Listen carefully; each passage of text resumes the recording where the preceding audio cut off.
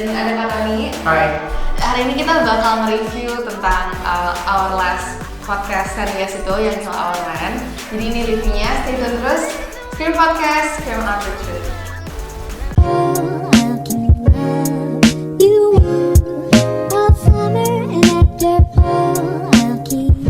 Oke, jadi gimana Kak? Gimana Jo? Jadi hari ini kita mau diskusi soal apa? Yes, jadi Kalau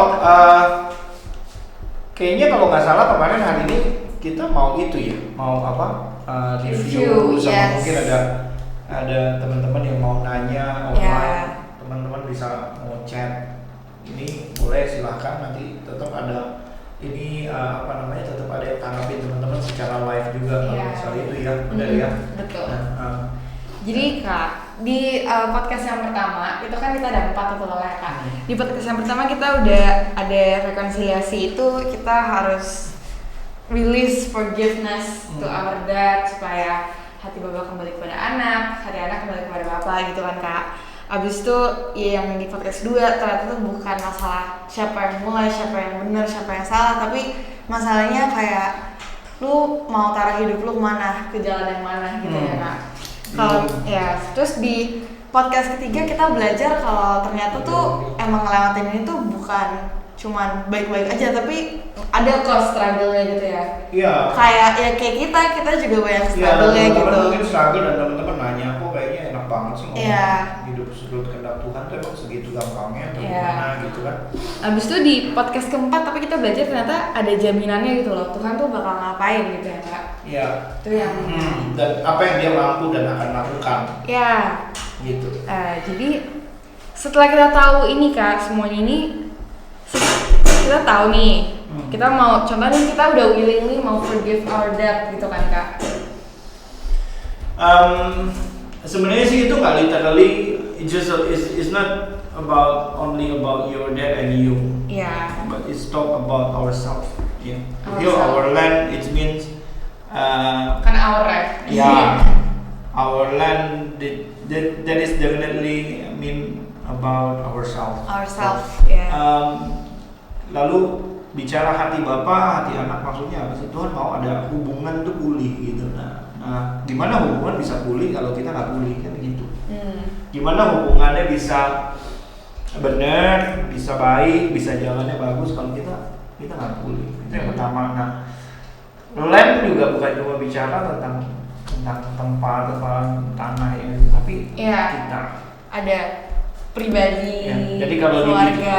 kalau diterjemahkan kan heal our land adalah untuk menyembuhkan memulihkan tanahmu kan gitu kira-kira gitu. Nah sementara I'm trying to get relate these things ya. Kita Kejadian bilang bahwa kita itu diciptakan dari tanah gitu. So in other words, God want to tanah itu kita. Oke. Jadi to heal our land artinya to heal our life, to heal ourselves, to gitu. heal our whatever that maybe we face or we experience that left something that's so bad or something that not good. Terus mulai dari mana Kak? Where to begin? Jadi gini, where to begin itu artinya ketika kita bicara udah 4 hal ini kan mungkin teman-teman akan nanya nih, oke, rekonsiliasi, oke, ada contohnya, oke, ada anak-anak muda yang struggle tapi mereka bisa survive, melakukan kebenaran, kehendak Tuhan dan sebagainya, gitu. Oke, emang Tuhan bisa lakukan ini itu, oke, gua mau, tapi gua nggak tahu mesti mulai dari mana gitu kan. Hidup gua nih udah kacau gitu. Udah jauh banget. Itu kayaknya udah jauh banget. Bener gak sih gitu? Iya. Kan kalau kita bicara soal materi ini kayaknya kita ngomongnya enak banget gitu ya, tapi ada nggak sih teman-teman di rumah screamers yang nanya, terus where I have to start? Iya. Terus kayak mau balik aja terintimidasi banget. Iya, mau balik ya kayak gimana gitu. Nah, gini. Tiap hari masih bikin dosa gitu kan. Nah gini, jadi as I remember I did teach you guys about this. Jadi di mentoring ya, jadi teman-teman screamers hari ini kakak juga mau bagi. Kalau kita tanya dari mana, where we have to start? Dari diri kita. Kakak mau bilang, Dari diri kita. Dari diri kita kan, bagaimana caranya? Iya. Dari diri kita tuh gimana caranya? Gil kira-kira bisa Ada pemahaman nggak atau apa dari yang Angel ngerti? I sih bilangnya bukan dari materi doang, even dari podcast gitu. Sebenarnya tuh ikut firman Tuhan tuh ya, ikut Tuhan tuh sebenarnya balik lagi ke dasarnya. Dasarnya itu dari mana? Terus kalau misalnya sebagai manusia gitu kan, everything yang dikontrol itu dalam pikiran. Menurut aku, pikiran, ya nggak sih? Or hati gitu kan, hati kita harus baik kan benar gitu. Kayaknya kakak juga sering ajarin kan kayak semuanya baik lagi dari hatinya harus benar, so that is the key. Jadi hari ini kakak mau bilang gini bahwa teman-teman perlu ngerti gini, penelitian itu menunjukkan bahwa hidup kita ya 88% dikuasai oleh alam bawah sadar kita. Ya, jadi ketika kita bicara alam bawah sadar kita, maka kita bicara mengenai sesuatu apa yang ada, yang tersimpan di dalam, jauh di dasar alam bawah sadar kita, ya, atau di dalam, tergores di hati nurani kita, berbekas di dalam ingatan kita, mungkin karena traumatik dan sebagainya, hal-hal yang kayak gitu. Nah, itu yang tanpa kita sadar, itu yang 88% yang mendrive hidup kita. Itu alam bawah sadar. Oh, oke. Jadi sisanya, sadari. Ya, sisanya alam sadar itu cuma 12%. So the question is how we will beat the 88% only with 12%. Ya, gimana caranya? Nggak bisa. Terus 12% itu apa sih yang kita sadar nih? Ini mau ditanggung nggak mau, terus sadar gitu kan? Ada gitu. Tapi kalau ditanya itu mau bikin dosa nggak mau. Tapi pada kenyataannya dosa dilakukan gitu. Nah, itu alam bawah sadar kita yang sebenarnya bekerja tanpa kita sadari, gitu. Ya, Angel takut nggak? Enggak, tapi jalannya gini, gitu. Ya, itu sih, ya gitu ya. Jadi kalau udah pernah cerita, so Angel bilang tadi mulai dari hati betul. Nah, sekarang kan pertanyaannya kemudian gini, kan tadi teman-teman screamers mungkin ada yang nanya, gimana kalau hati gue tuh udah terkontaminir? Udah jauh, udah jelek. Gue rasa gue udah busuk, gue rasa gue udah jauh, gue rasa gue udah susah, gue rasa udah nggak mungkin dan sebagainya. Itu so how? Ya. Nah, ini yang kakak mau share. Kakak pernah gini, mungkin teman-teman bisa catat ini, ingat ini, gini. Apa yang udah ada di dalam hatimu, it will stay there.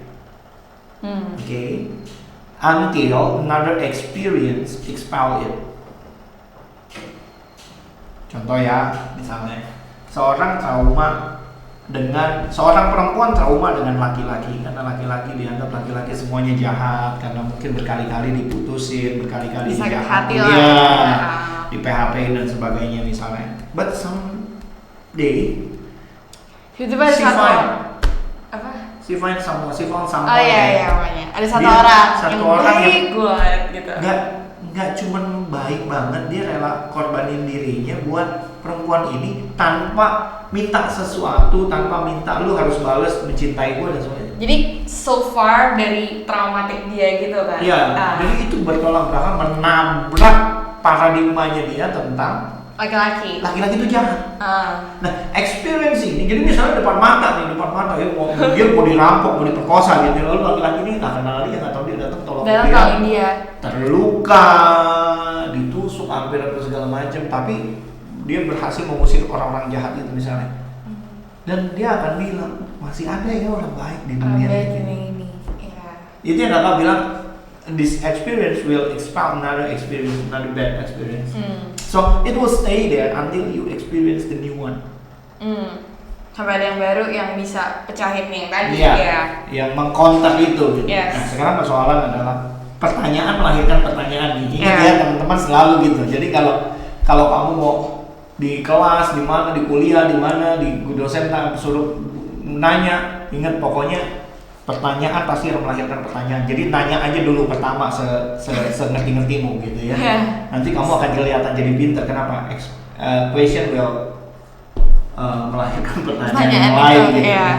Nah, terus tadi kita bilang terus sudah nih dia itu counter itu. Nah, bagaimana experience itu bisa kita rasakan? Nah, ini yang teman-teman perlu ingat.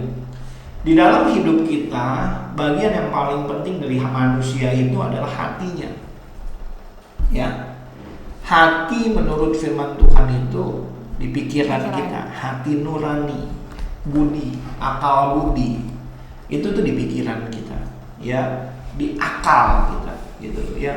Dia stay, dia dwell gitu. Nah, kalau kita nggak bisa kuasai itu, dan something else that overcome it, then it will be disaster gitu. Kenapa? Karena hidup kita akan di steer sama itu. Nah, sekarang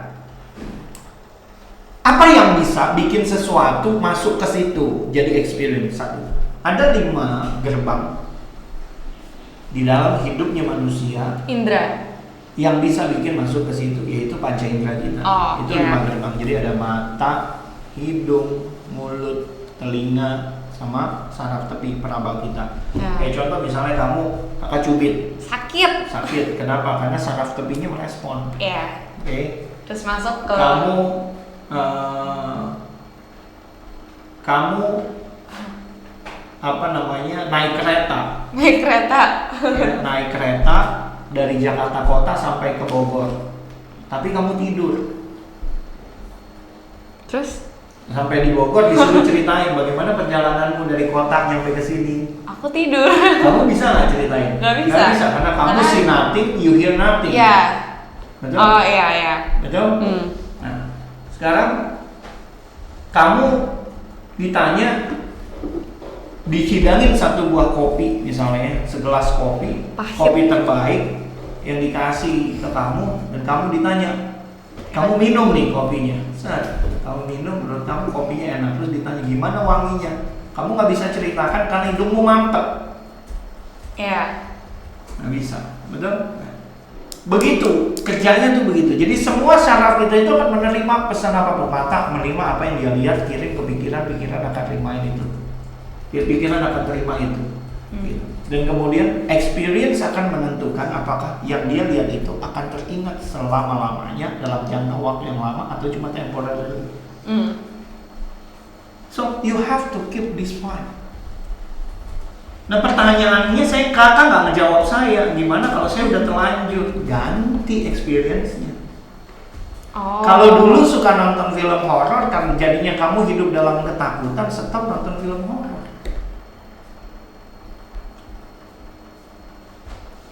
Ngerti nggak? Kalau dulu kamu suka ngomong mulutmu atau lidahmu tuh sukanya ngomong kasar. Iya, ngomong yang kasar ya, sehingga itu jadi satu kebiasaan. Kenapa? Karena telingamu dengar orang ngomong terus. Kamu sukanya dengerin hal-hal yang jelek-jelek, dengerin gosip gitu ya. Terus alhasil kamu suka ngegosip, karena kamu suka ngegosip akhirnya kamu digosipin. Akhirnya itu membawa sesuatu yang kekesalan buat kamu dan sebagainya. Gitu. Ya. Atau misalnya kamu menghirup sesuatu yang wanginya bisa membuat kamu menjadi terangsang atau apa, itu akan ingat, memori itu akan ingat. So keep that 5 wisely. Perhatikan baik apa yang kamu makan, apa yang kamu keluarkan dari mulutmu, apa yang kamu kecap. Perhatikan baik apa yang kamu hirup. Perhatikan baik-baik apa yang kamu lihat, yang kamu dengar, yang kamu sentuh. Perhatikan baik. Jadi when we talk about where we have to start, this is have to start from you. Dari 5 itu diganti. Ya, jadi kalau udah ada yang busuk yang masuk di dalamnya, beresin.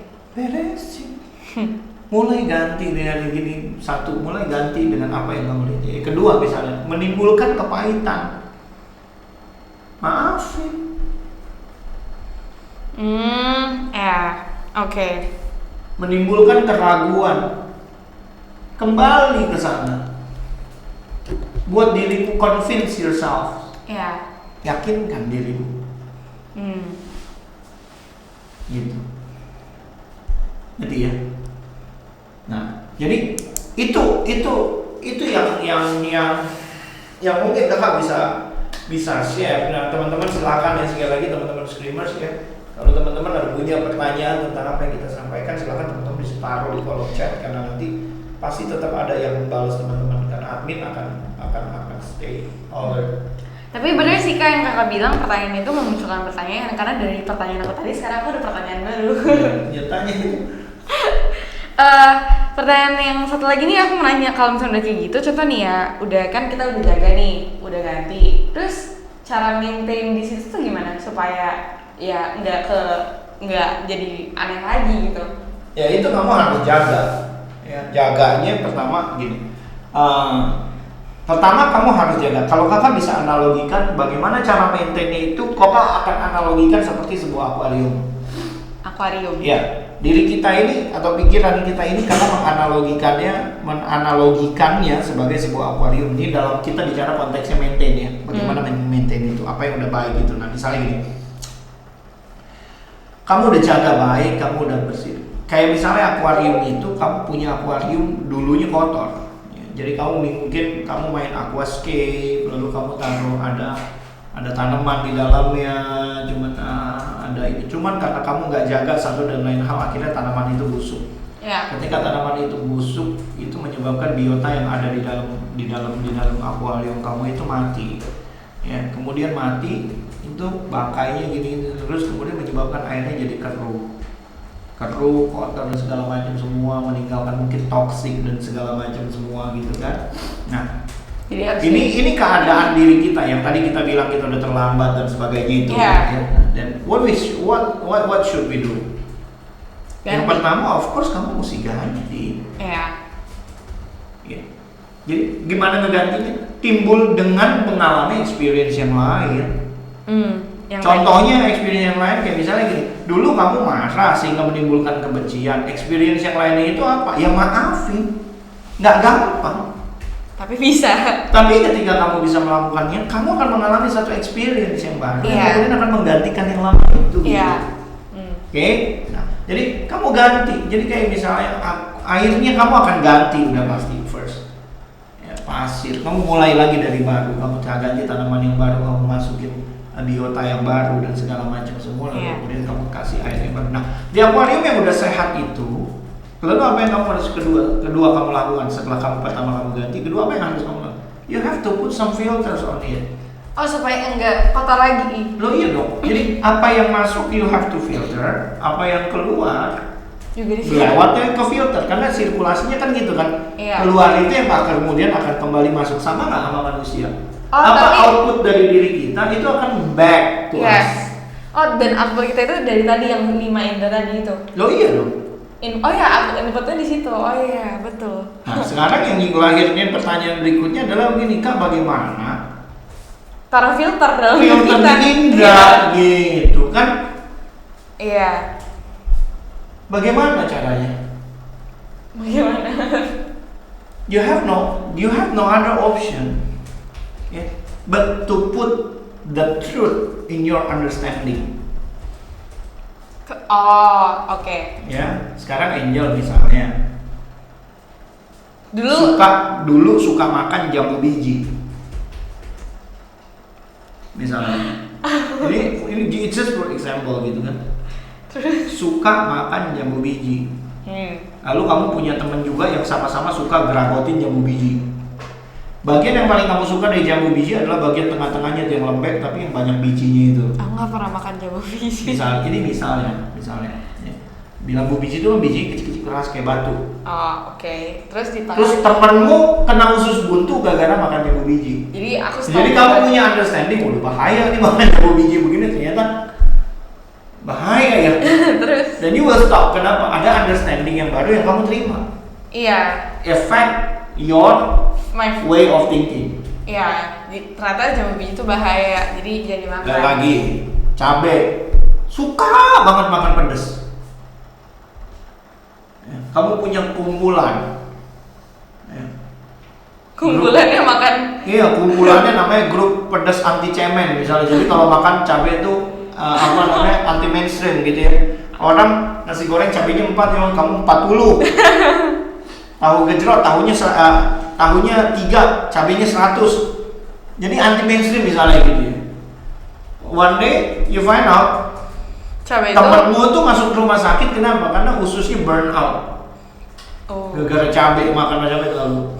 Stop dong. You will even mau temporary kayak mau dalam jangka panjang kayak mau turun kayak skala makan cabainya, tapi ada understanding yang baru yang tinggal yang efek kepada hal itu.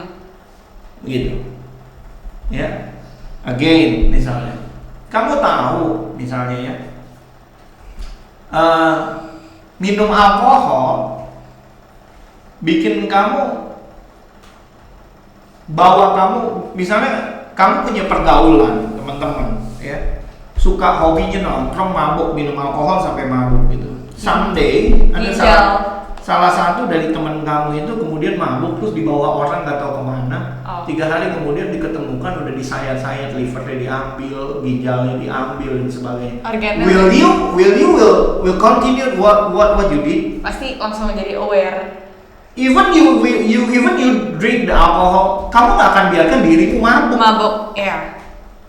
Ngerti nggak? Iya. So, jadi walaupun nggak secara langsung ketika kamu alami ada satu experience, ada satu truth yang tinggal di dalam dirinya kamu. Nah, sekarang itu kan tadi contoh.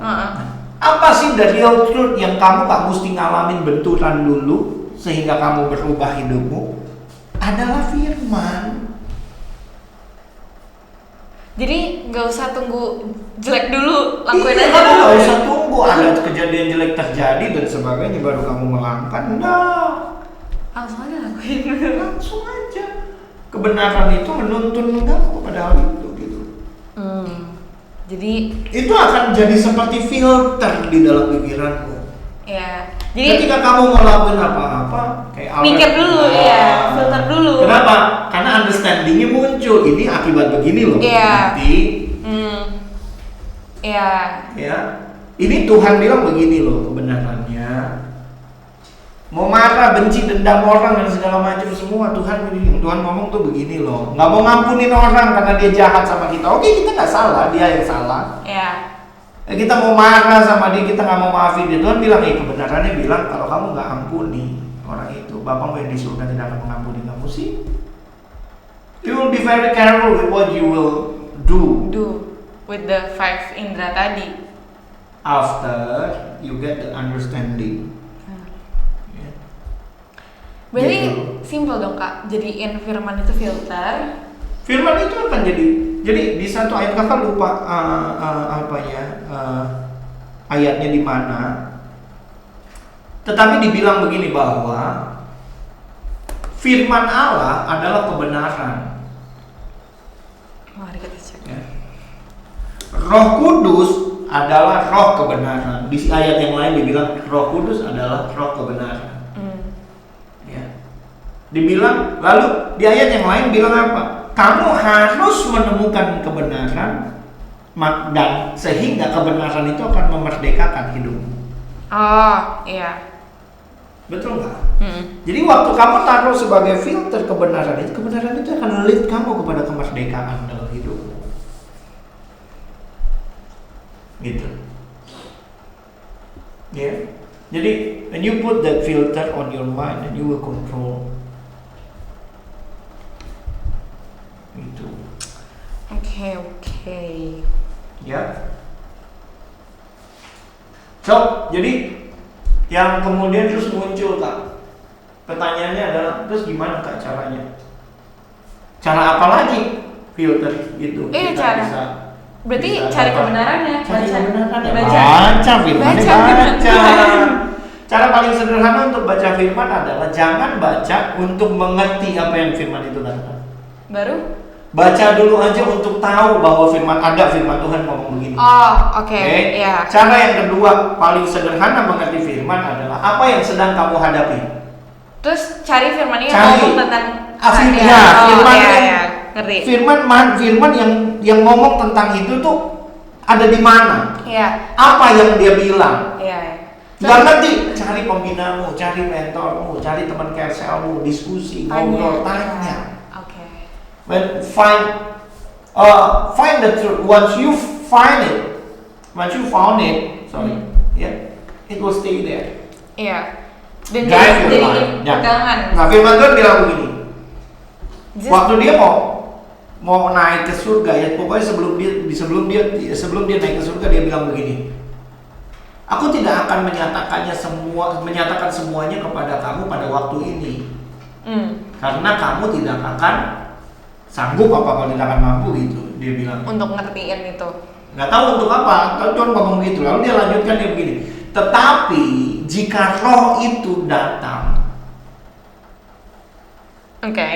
ya, artinya Roh Kudus, Roh kebenaran itu jika dia turun ke atasmu, maka Kamu diberikan pengertian. kamu akan diberikan kuasa. Dia akan membimbing kamu, menuntun kamu, menerjemahkan kepada kamu segala sesuatu tentang apa yang harus aku katakan kepada kamu. Iya. Dia akan buat kamu mengerti. Kenapa? Karena dia tidak akan berkata-kata dari dirinya sendiri. Itu kata firman Tuhan. Oke, jadi itu Tuhan ya. Iya, jadi melainkan apa yang dia sampaikan adalah berasal dari Padaku. Dari Tuhan maksudnya. Itu Tuhan bilang. Gitu. Roh kebenaran itu akan menuntun kamu, menuntun dan membimbingku, menolong jalan hidupku. Ada pujiannya. Holy Spirit. Ya, sih. Jadi ya itu baca. Ya. Baru yang ketiga, bacalah firman Tuhan karena kamu lapar akan kebenaran. Nanti di level yang kedua itu tuh kamu akan udah mulai ngerti, oh Tuhan mau begini. Iya, karena nih contohnya yang kedua ya, simpelnya kan kayak kalau misalkan kita lagi kenapa ya, lagi panik nih, ceritanya mau berangkat naik pesawat, tapi lagi COVID kayak gini, jadi kayak khawatir lah, inilah takut gitu kan. Terus nanti ada firman yang bilang kayak roh yang Tuhan kasih itu bukan roh ketakutan, tapi roh Tuhan nggak pernah taruh roh ketakutan. Iya, tapi yang Tuhan kasih itu roh kekuatan, kasih, dan ketertiban gitu. Ya. Jadi itu dipegang, terus udah deh, itu sama aja kayak makanya Tuhan bilang firman itu seperti sauh. Apa ya sauh itu apa? Anchor, jangkar yang kuat buat jiwa kita. Jadi kayak chill. Jadi ini hal yang teman-teman perlu ingat dan ingat betul. Di dalam hidup kita ada tubuh, ada jiwa, ada roh. Iya. Tubuh itu bicara apa ya? Itu panca indera tadi. Ya. Jiwa itu bicara apa? Perasaan, pikiran, dan kehendak kita. Roh itu apa bicara? Roh itu punya tugas itu tadi. Roh kebenaran itu kalau dia datang, dia akan membimbing, menuntun, menggait kamu, memberikan kepada kamu pengertian, menyampaikan apa yang firman dari Tuhan. Jadi artinya apa? Roh punya tugas menerjemahkan kehendak Allah terhadap di dalam pikiran kita. Dan kemudian itu memberi kekuatan kepada jiwa kita. Emang efeknya apa, Kak? Tahu orang gila? Iya. Tahu kenapa orang bisa gila? Tahu? Karena 5 indranya yang Karena dia nggak mampu memanage jiwanya. Oke. Satu ngomong baik, satu ngomong jahat, dia di tengah-tengah. Gitu. Semua pengalaman orang gila yang sembuh, semua cerita kenapa mereka suka tutup kuping teriak sendiri di jalan gitu. Karena mereka mendengar suara-suara. Ayo lakukan ini. Tapi di nuraninya ada sisa-sisa kebenaran di nurani yang mungkin bilang jangan lakukan itu. Jangan lakukan. That's good, yeah. Waktu dia lihat orang, ada yang bilang itu yang bunuh anakmu, itu yang bunuh suamimu, itu yang mencuri suamimu, itu yang mencuri istrimu. Jadi itu yang seringkali orang gelap mata, kemudian bunuh orang takut melihat orang histeris, teriak apa segala macam semua. Iya. Itu makanya kalau bahasa Inggrisnya, are you lost your mind? Iya. Gitu. Ya. Terus jaminannya apa, Kak? Jaminan apa sih kayak jaminannya kenapa kita harus ngelakuin itu, jaminan kalau kita udah ngelakuin itu kenapa gitu.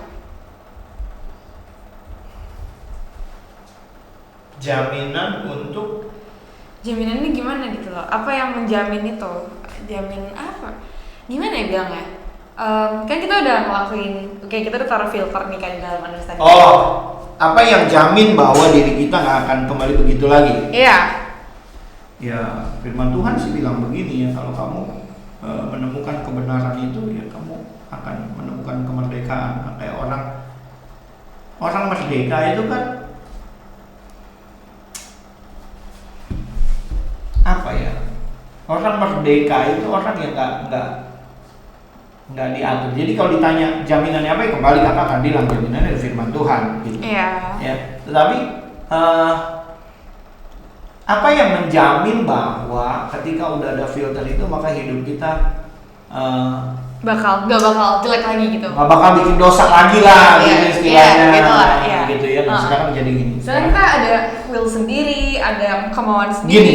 Gini. Kedagingan. Ketika kamu hidup di dalam satu kebenaran firman Tuhan, ya, maka sebelumnya tapi kita mesti sepakat dulu bahwa dasar kita bicara ini adalah kita bicara dasarnya adalah firman Tuhan. Iya, ada. Iman, dasar kepercayaan dasar iman percaya kita adalah Yesus Kristus Tuhan. Dan kita meyakini Alkitab kita itu adalah kebenaran firman Allah gitu kan. Kita berdasar kepada itulah. Sekarang jaminannya apa? Ketika kamu hidupmu gini, sama kayak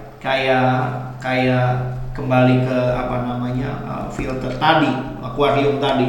Once you udah settle semua, taruh filternya baik, kamu udah tahu sesuai dengan standarnya dan segala macam, maka kamu akan tahu berapa lama air dalam akuarium itu nggak perlu dikuras-kuras. Kenapa? Filter will do it for you. Iya. Oke? Kenapa? Karena di dalamnya udah ada batu, di filter itu ada batu, ada pasir, ada arang, ada kayak kapas-kapas itu gitu.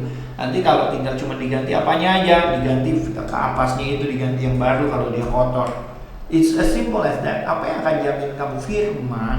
Kita tulis gini, pada mulanya adalah Allah bersama-sama dengan pada mulanya adalah firman itu bersama Allah, dan firman itu adalah Allah sendiri. Itu yang tadi kakak bilang. Jadi jaminannya apa? Tuhan itu yang akan menjadi jaminan kamu. Ini Yohanes 1 ayat 1. Ya. Pada mulanya adalah firman itu bersama-sama dengan Allah, dan firman itu adalah Allah. Ya. Itu jamin kamu. So, hari ini kakak mau kasih tahu teman-teman screeners satu kebenaran yang utuh, yang firman Tuhan bilang bahwa temukan kebenaran itu. Dan kebenaran itu akan memerdekakan kamu. Yes. Bagaimana kamu menemukan kebenaran artinya? Artinya gini, temukan artinya. Let you understand the truth. Let yourself to understand the truth. Kenapa hidup kita akan bergerak berdasarkan apa yang kita mengerti, apa yang kita pahami. Gitu. So my simple advice is, from now on let's start to find the truth. Ya. Gitu. Oke. Jadi jaga iman indera kita, taruh filter firman di understanding kita. Jadi kalau misalkan kita punya understanding yang benar, pemahaman itu akan guide kita dalam kehidupan kita gitu ya Kak. Oke. Jadi itu kayaknya reviewnya ya Kak. Ya, itu reviewnya dari apa yang kemudian, dan ini akan nanti related dengan materi-materi yang berikutnya. Oke. Tapi tentu saja nanti habis ini akan ada seperti apa namanya, seperti apalagi udah bulan Desember pasti ada non ya, jadi habis ini nanti akan ada materi-materi non canon gitu. Jadi bukan materi utama, jadi kayak filler-fillernya. Jadi akan bahas mengenai Christmas itu apa sih? Kenapa Sinterklas? Kenapa pohon Natal? Betul juga. Aku belum pernah. Kenapa? Tahu nggak sih Kak ada Santa Pit? Ya, ada sweater pit. Is it the itu dari mana sih? Iya. Jadi akan ada banyak bicara tentang itu ya, yang kemarin mungkin. Dan kita juga akan pilih bahas Halloween juga di area yang udah dekat Christmas ini. Kenapa? Karena sebenarnya nanti kamu akan lihat deh. Itu ada relatable-nya antara Halloween sama Oke. Jadi teman-teman stay tune terus. Pastinya kayak tadi yang Kak Tony bilang, kita bakal banyak topik-topik yang seru banget, yang menarik. Teman-teman jangan lupa untuk support kita selalu. Kalian bisa follow di sosial media kita. Share, yang paling penting di share. Yes, karena share itu salah satu scream out the truth gitu ya. Kan kita mau scream out the truth, kita mau menyuarakan kebenaran itu dengan kalian share aja. Kalian udah kayak kasih tahu kebenaran, guys ini loh ada truthnya di sini gitu. Betul. So thank you teman-teman yang udah nonton, thank you banget Kak Tony yang udah sharing. Yes, bersama gue Angel, this is Scream Podcast, Scream Out the Truth. Bye guys. Bye.